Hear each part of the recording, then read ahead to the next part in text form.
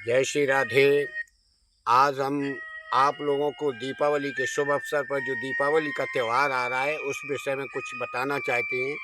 आखिर ये दीपावली क्यों मनाई जाती है, कैसे मनाई जाती है, लोगों के अपने अपने मत हैं, अपने अपने वैभव हैं, अपने अपने धर्म हैं, अपने अपने मज़हब हैं। तो आज हम आपको बता रहे हैं कि कुछ लोगों जैसे रामायण में तो ये बताया गया है कि जिस समय लंका पर विजय प्राप्त करके राम लक्ष्मण जी अयोध्या वापस हो रहे थे, तो अवधवासियों ने घी के दिए जलाए, दीपदान किया है, इसलिए दीपावली मनाई जाती है।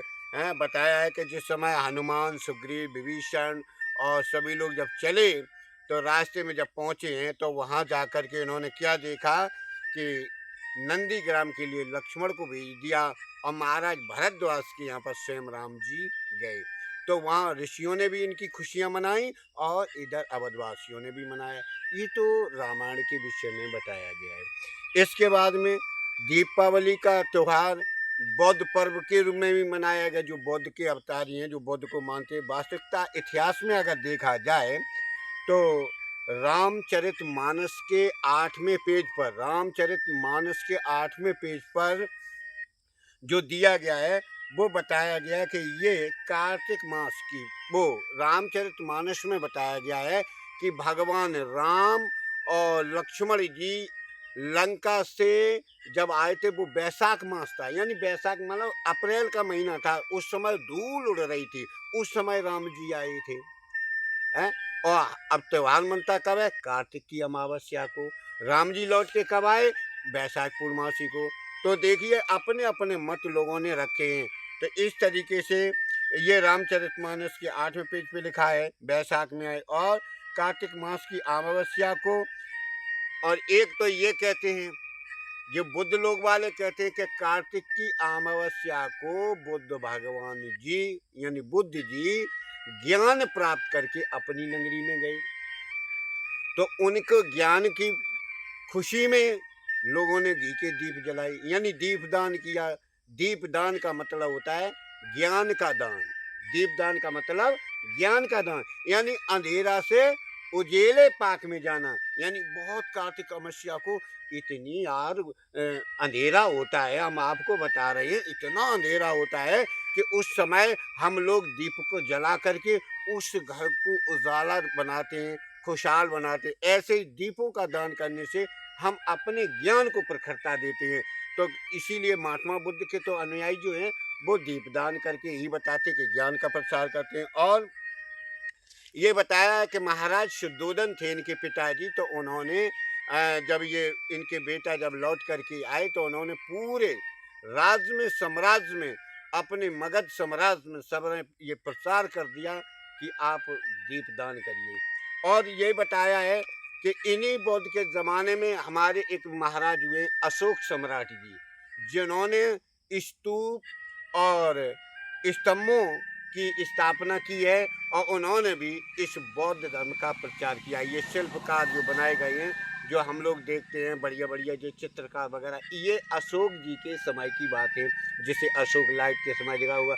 इन्होंने 84,000 स्तंभ और 84,000 स्तूप बना के तैयार किए, जो आज बुद्ध के स्वरूप जगह जगह देखने को मिल रहे हैं। ये अशोक के समय की बात है। तो लोगों के अपने अपने मत हैं। तो ऐसे ही रामायण में तो कह रहे हैं कि राम के आने पर ये हुआ त्योहार, और वहीं महाभारत में लोग कह देते हैं कि जब पांडवों ने महाभारत पर विजय प्राप्त की, वनवास से जब पांडव लौट के आए तो लोगों ने घी के दिए जलाए। वो तो अपने अपने धर्म में जैसे मजहब किए ऐसे ही। और ये क्यों मनाए जाते हैं? उस समय लक्ष्मी का पूजन कराया, गणेश जी का पूजन कराया।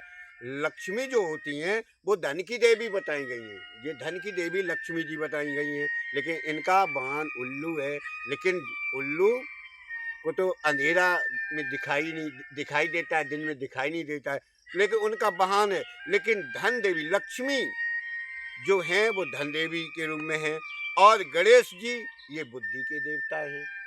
तो जहाँ हमारी समृद्धि मानसिक तनाव जो रहता है, उस समय हम लोग गणेश पूजन, लक्ष्मी का पूजन करते हैं। और इस त्योहार को सबसे ज़्यादा व्यापारी लोग मानते हैं। भैया वे नए-नए व्यापार का तैयारी बनाते हैं, और जब वो नई कोई चीज़ को बनाते हैं, और हमें ये बनाना कैसे है, कैसे मनाना है कि भैया जितनी पुरानी चीज़ें उन्हें बाहर करो, नई चीज़ें खरीद के लाओ, हैं? नए-नए व्यापार जोड़ो, तो व्यापारी लोग लक्ष्मी गणेश जी की बहुत पूजा करते हैं, इसीलिए कि घर में सुख शांति रहे, मानसिक तनाव ना रहे और हमारी समृद्धि आगे को बढ़े। तो ये अपने-अपने देन को मानते हैं। कहने का मतलब अपने-अपने मज़हब को सभी जानते हैं। जैन धर्म के महावीर स्वामी के निर्माण के बारे में महावीर स्वामी जी ने जो सिख धर्म वो जैन धर्म का निर्माण कराया, उस विषय में घी के दिए जले। ऐसे ही लोग हमारे सिख धर्म के गुरु हरगोविंद जी, जब उनकी रिहाई जेल से हुई, तो उसकी खुशी में ये त्योहार मनाए गए। तो कहने का मतलब अपने-अपने बारे में बातचीत कर रहे हैं। तो इसका पूजन कैसे करना है? देखो, गणेश जी और लक्ष्मी का पूजन कराएँ तो सबसे पहले इन्हें स्नान कराएँ। उसके बाद में भैया जैसे इनका स्नान किससे कराएँ? पंचामृत से कराएँ, शहद से कराएँ, घी से कराएँ, दूध से कराएँ, दही से कराएँ, मक्खन से कराएँ। फिर इनका स्नान ध्यान कराने के बाद में फिर इनको एक उत्तर दिशा की उत्तर-पूर्व कोने में एक पीताम्बर बिछाएँ और उसके पास में कलश को स्थापित करें। हैं?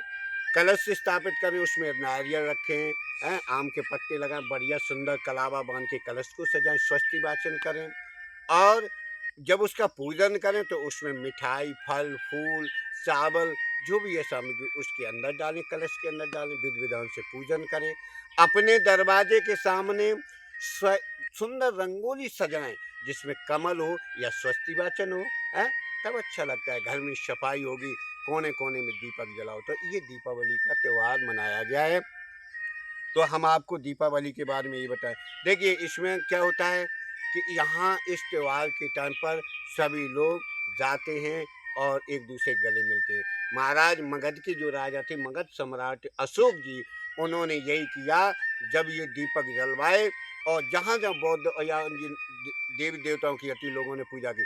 आपने देखा ये जो शाक के साम्राज्य जो स्थापित किया है, शाक साम्राज्य, तो उसमें बौद्ध और अशोक जी की प्रतिमा लगा करके उनकी पूजा करते हैं। तो ये लोगों की अपने-अपने मत हैं। तो भैया हम आप लोगों से यही कह रहे हैं कि दीपावली का त्योहार बड़े भाव से मनाना है। और देखिए, एक बात आ गई, हम आपको बताएँगे कि एक महात्मा जी थे।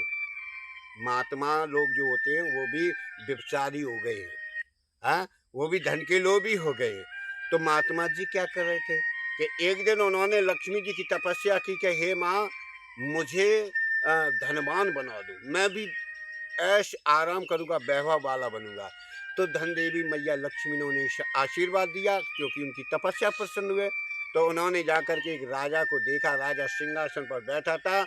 उन्हें ये पता चल गया कि बाबा को कि अब हमारा आगे मुझे बढ़ना। तो ऐम में आकर के उस बाबा ने उस राजा को सिंहासन से हटाया। जैसे ही सिंहासन से धक्का मारा तो क्या हुआ कि उनके सर से मुकुट गिर गया और साँप निकल के बाहर भागा। तो एकदम राजा खुश हो गए। प्रजा ने देखा, अरे महात्मा तो बहुत सिद्ध दिखाई दे रहा, क्योंकि अभी तक यही नहीं पता था कि मुकुट में साँप है। तो कई जेवरात दिए। अब तो भैया और पैसे वाला बाबा हो गया। फिर एक दिन की बात कि राजा ने अपने यहाँ उसने मंत्री बना लिया, बढ़िया महल बना दिया। लास्ट में क्या हुआ? देखिए, अहंकार से सब विनाश होता है।